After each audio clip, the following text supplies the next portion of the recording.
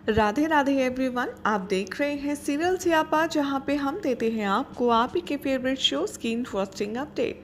दोस्तों, आज रात के एपिसोड में दिखाया जाएगा कि जो श्री राधा है वो कृष्ण के साथ जन्माष्टमी मनाने के लिए साफ साफ मना कर देती हैं और उन्हें इतना ज़्यादा रोना आता है ये सोच कर कि ये जन्माष्टमी श्री कृष्ण के साथ राधा की आखिरी जन्माष्टमी होगी और इसी वजह से वो दाऊ से साफ साफ इनकार कर देती हैं कि दाऊ चाहे जो हो जाए, मैं इस बार ये जन्माष्टमी नहीं बना सकती। और उधर दाऊ कहते हैं, राधा को समझाने की कोशिश करते हैं, लेकिन राधा दाऊ से ये कहकर के उन्हें वहाँ से जाने को कह देती हैं कि बस मैंने फैसला कर लिया है, मुझे बहुत सारे कार्य हैं, अब आप यहाँ से जाइए।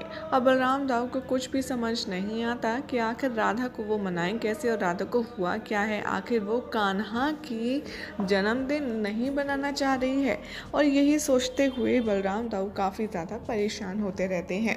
उसके बाद आपको दिखाया जाएगा कि कैसे बलराम दाऊ बाकी कृष्ण जन्माष्टमी की सारी तैयारियां करवा रहे होते हैं और वहाँ पर मौजूद होते हैं श्री गणेश। वो कहते हैं कि मामा बलदर, ये सब क्या हो रहा है, किस चीज़ की तैयारी हो रही है। तो वहाँ पर दिखाया जाएगा कि बलराम दाऊ कहते हुए नज़र आएंगे कि हमारे कान्हा और प्यारे आपके मामा श्री का जन्म दिवस आ रहा है और हम सब मिलकर उनका ये जन्मदिन और भी ज़्यादा खास बनाने की कोशिश कर रहे हैं, इसीलिए ये सजा हो रही है। लेकिन पता नहीं राधा इस बार क्यों नहीं करना चाहती है ये सब तैयारियाँ, जबकि कृष्ण की जन्म दिवस को तो राधा कभी छोड़ती ही नहीं। यही बात सुनकर गणेश जी कहेंगे कि ऐसा क्या हुआ है राधा माँ को, आखिर वो श्री कृष्ण मामा जी के इस जन्म उत्सव में आखिर भाग क्यों नहीं लेना चाह रही।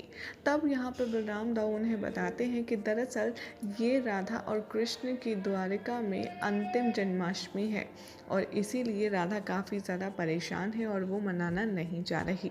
उधर दिखाया जाएगा कि राधा अपने ही ख्यालों में सोचती हुई गुम होती हैं और वो जैसे ही लेटर के बारे में सोचती हैं जो आया होता है बरसाना से, दरअसल राधा को एक लेटर आता है जो कि सुदामा लिखते हैं राधा को और उसमें लिखा होता है कि राधा, वैसे तो तुम कान्हा का जन्मदिन बहुत ही अच्छे ढंग से मनाती हो और तुमसे अच्छा कोई मना नहीं सकता और हम आशा करते हैं कि इस बार का भी सारा प्रयोजन तुम ही करोगी।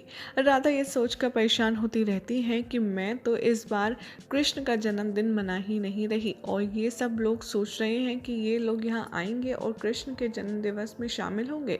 अगर ये लोग आएंगे तो भला मुझे कृष्ण का जन्म दिवस में ना शामिल देखकर इन्हें कितना बुरा लगेगा। यही सोचते हुए राधा जा रही होती हैं और वहाँ सामने श्री कृष्ण खड़े होते हैं, लेकिन राधा इतनी ज़्यादा अपने ख्यालों में खोई हुई होती हैं कि उन्हें कृष्ण नज़र नहीं आते और कृष्ण ये देखकर बहुत ही ज़्यादा उदास हो जाते हैं और सोचते हैं कि राधा ने मुझे नहीं देखा। और राधा नीचे चलती जाती हैं और रोती जाती हैं। फिर उनके हाथ से एक पत्र जो सुदामा जी ने भेजा होता है वो गिर जाता है, जिसे कृष्ण उठा कर के पढ़ते हैं और वो सब समझ जाते हैं कि आखिर राधा क्या चाहती हैं। बाद में दिखाया जाएगा कि श्री कृष्ण अपने आप में ही बातें करते हैं और कहते हैं कि राधा की जो भी इच्छा है उसे मैं पूर्ण करूँगा।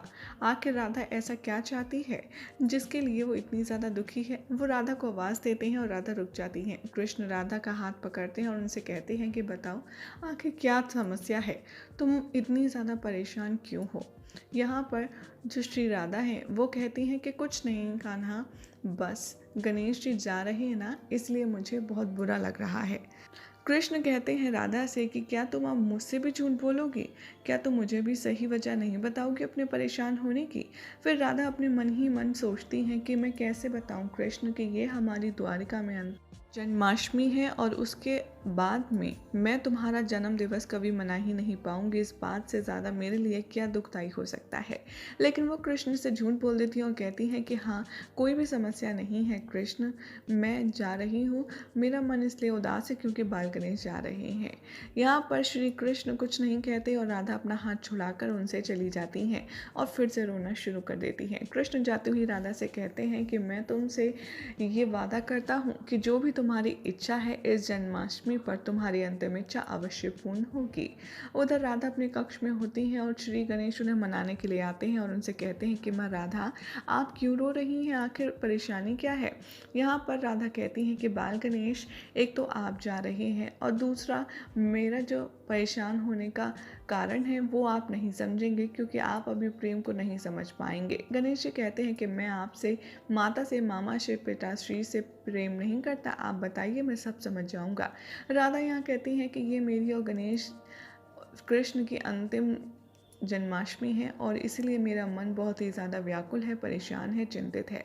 श्री गणेश इन्हें समझाते हुए कहते हैं, माँ राधा, मामा श्री के साथ आपका प्रेम किसी से छिपा नहीं, लेकिन ये अगर उनके साथ आपकी अंतिम याद है तो इसे आपको रोकर नहीं बल्कि और भी ज़्यादा विशेष बनाना चाहिए, ताकि ये जन्माष्टमी आपको हमेशा हमेशा के लिए याद रखे।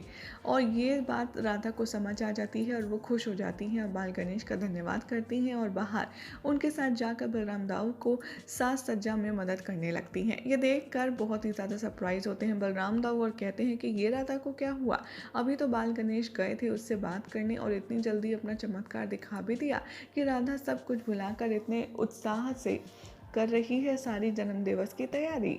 और ये देखते हुए श्री कृष्ण भी थोड़े प्रसन्न हो जाते हैं।